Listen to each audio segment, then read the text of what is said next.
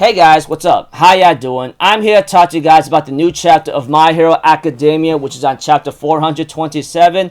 This chapter right here was actually pretty good, and there is a break, and after that there won't be any more breaks because there's only a few chapters left. So if anything else, let's just get this started. We get to see some people getting interviewed about who Tomura Shigaraki is. Some people just says, well, I don't care about him. He's a menace. I'm glad he's dead. I don't know. Who knows?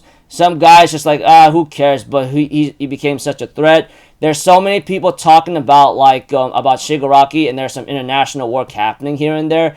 And we get to see a scene with Deku and Spinner, And we get to see that he ends up talking to him, wondering what the hell is going on here and there, And we get to see that, we get to see, of course, why Deku's talking to Spinner right now. Because, Deku here is to deliver the message to Spinner here and there. But before we could get into that of what's going to happen here and there, we get to see what happened, what really would have went down with Spinner since he was given a lot of quirks, And if it wasn't for modern medicine in this universe or something like that, they managed to stop him from going crazy or going to becoming a Nomu here and there. So we get to see Spinner having to talk to Deku, who says, why are you even here, you killer? He says, yeah, I won't deny that I'm a killer, but I'm here to tell you Shigaraki's dying words. This causes Spinner to be more upset and says, so what? You're going to keep shooting a dead body? You're freaking disgusting. And of course, Deku says, well, you survived, so I gotta tell you. Even to the bitter end, Tomura Shigaraki kept fighting to destroy. He says, what? Shigaraki asked you to tell me this? Are you certain? He says, yeah. He said, Spinner. He said, me? How about Togar Adabi? Hell, even Compress. He said, no, just you. We get to see Spinner generally open up to Deku and says, Shigaraki was my ray of hope. You understand that? He smiled and said, let's destroy everything. Back in Deka, he showed me a distorted horizon. He always been my spokesperson. When people oppressed me for who I am, I thought, well, I'm a heteromorph and gave up. And this caused Spinner to actually get enraged, and he's starting to bulk up and can't control his power. He ends up saying he allowed even a guy like me to dream. I felt something big was about to happen, like I could finally become someone. We see to it that the doctor was about to press the button to possibly calm down Spinner, but Deku tells him to stop. Don't do it. Let him do what he has to do. And Spinner screams and yells at Deku while grabbing him, saying Tomura Shigaraki was my hero and that he was actually crying, We get to see some more interviewees talking about Shigaraki. He says he's just a stupid kid, blah, blah, blah. Oh, who cares? Why should we know about his past here and there, Who knows what the same thing will happen again and again and again. He said, well, he was a monster, that's it, It's kind of funny how people would diss on a bad guy and villain without understanding what happened to him or who he really was, Which is understandable because that's just how human nature works. But as for Spinner, he actually knew Shigaraki way more than anyone. He said that he loved video games. During my shut-in days, I played video games nonstop, and then I found out he liked pretty much the same ones as me. He was the first friend I could ever really have, I heard him saying the villains need a hero of their own, which Deku tells Spinner that the villains need a hero of their own. And we get to see that Deku continues talking about Shigaraki, telling Spinner everything. Right in the middle of Shigaraki's heart, there was the League. I'm sure he thought the same things about you. That's why he asked me to send you this message. We get to see Spinner think about his narration, He says, I was blind from the spotlight. I told myself what was happening, and I stopped thinking. I always noticing things when it's already too late. If I taken just one more step, I could have saved the hero or my friend, He thinks about the time where Shigaraki was in a situation where his hand was mutated and he was always in pain, But other than that,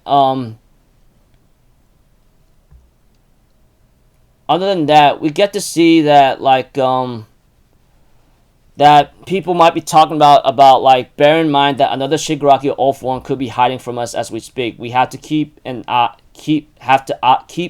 out of the next big threat. We get to see Spinner telling Deku, hey, you people will keep fighting, right? You'll eventually forget about Tomura Shigaraki, forget about the League of Villains, and go back to smiling. But I'm going to tell you this right now. I'm going to be writing a book about the symbol of fear called Tomura Shigaraki, and about how the League of Villains lived to destroy. I'll forever be thrust upon you all. The past never dies. I'll spread the gospel of Tomura Shigaraki. I can tell you that right now. And we have to it. Deku tells Spinner, you should make it a comic. He says, what did you say? And Deku's like, you don't have to worry, because I will never forget Shigaraki. He was my nemesis, but he was a guy that I want to reach out and help out, you know? That kind of thing. So pretty much, even though Deku doesn't mind what Spinner's going to be doing, he does give him some advice and tells him that he will never forget him, because that's just how it is. We have to it that, like Spinner tells Deku, send a message to Octopus Guy, which is Soji's telling him, do your best, man. That's all you can do. We have to it that All Might and Sugauchi shows up to pick up Deku, or actually was waiting for him in the waiting room, you know? Of course, we all know what happened to All Might. He's now in a wheelchair just like Endeavor. Sadly, they are both injured beyond repair to full health here and there, so that's just how it is. We all knew All Might was going to have to be in some kind of situation, but I guess he's alive, and he's going to spend the rest of his days in his wheelchair, you know? But we get to see to it that, like, Deku was asked about Chisaki. We get to see that Chisaki's old boss is actually alive. We get to see Chisaki's pops or boss says, hey, or should I say Chisaki's boss or pops that saved him. He pretty much was only saved because of the modern medicine and support machines that helped him out, you know? And he even says the organization is over and I'm no longer the boss anymore. We have to it the boss of Chisaki, or the man that saved Chisaki, is pretty much really mad at him, you know? Or you could call him Overhaul, if I have to say his original name. He pretty much is mad at Overhaul for what he did and tells him, this is what the hell happens, and this is your freaking punishment. You are in jail, you have no arms, and you tortured a girl. What the f is wrong with you, you know? You know, it's kind of sad and funny, you know. This guy was trying to reach out to Chisaki or Overhaul saying, you still do things stupid, and you know Kurono is too soft on you. And Overhaul apologizes over and over, crying like a pathetic baby kid, saying, I'm so sorry for everything. And he says, you know it's too late for that. You should be apologizing to Eri for the rest of your damn pathetic life. And she'll forget about you, but you can't forget what you did to her. But you have no need to worry. I'm going to chew you out until the day you freaking go to hell, you know? That kind of thing. We get to see that Izuku thanks Sugauchi for letting Eri not to see Chisaki again, you know? And of course, we have to it that Deku is kind of worried because thing is, what happened in the past is going to be sticking to everybody forever. And Deku, on the other hand, is worried, asking, hey, can we prevent these things from ever happening, you know? Like the same thing that happened to Shigaraki and All For One. Can we ever stop that from happening? Sadly, though, the realistic answer, we can't. That's just how it is. Unless Hawks somehow multiplies the number of heroes, etc., or something like that, there's no way in heck we could stop the same things from possibly happening to present time, because that's just how it is. Sometimes in society it's just screwed up and pathetic, and even though sometimes being realistic is like not a good thing anyway, it's just how it is. Other than that, we get to see that Izuku was told to be happy because you're about to start your new course, you know? And the chapter ends off with a lot of girls chasing Todoroki and Bakugo. They're going, oh, can I get your number? I'm a big fan. Can I get a picture? All the girls are going after them, and they're so annoyed, saying, what the hell's going on? Todoroki says. And Bakugo, even though he is sometimes jealous of Izuku getting his popularity, he's getting popular himself. So what's the deal here, man? You got your wish come true to surpass Deku. Not to mention, Bakugo says they should all get expelled whatsoever. And Deku could only be surprised at what's happening. And Mineta could only stare on in jealousy. Obvious from the get-go. But other than that, pretty nice chapter, you know. There is going to be a break next week. It can't be helped, but it is what it is. So after that, there's only a few more chapters left. If I remember correctly, after this one, there's about possibly 3 left, maybe even less. Who knows? All I know is I think the series is going to finish off with chapter 430 at most, if anything else.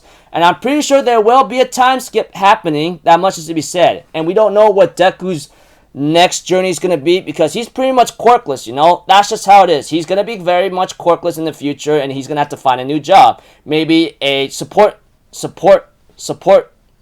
guy, genius making items, you know? Or maybe somewhere he could go up the stairs of the law or the hero system or HSPZ and make it better, you know, kind of thing. You get the idea. Who knows? It's up to Horikoshi how this turns out, you know, and I look forward to see what happens. But we still gotta get a couple more things of closure, you know. I mean, like, what about Ochaku and Toga? Because I'm pretty sure if Toga is really dead, which I think it'll be more better that way, honestly. Although it's heartbreaking and it will be devastating to a lot of people, it is what it is. Because Toya is already on the verge of death. And if anyone is left alive in the League of Villains, it's Compress and Spinner. That's it. But Compress, we don't know what's going to happen to him. We all know that he's going to be stuck in jail for the rest of his life. And as for Spinner, we don't know when he's going to get out of jail, but he's going to be in jail for a long time. But he's going to be writing a book about Shigaraki whatsoever, so no one would forget, you know? That kind of thing. So, yeah, we'll see how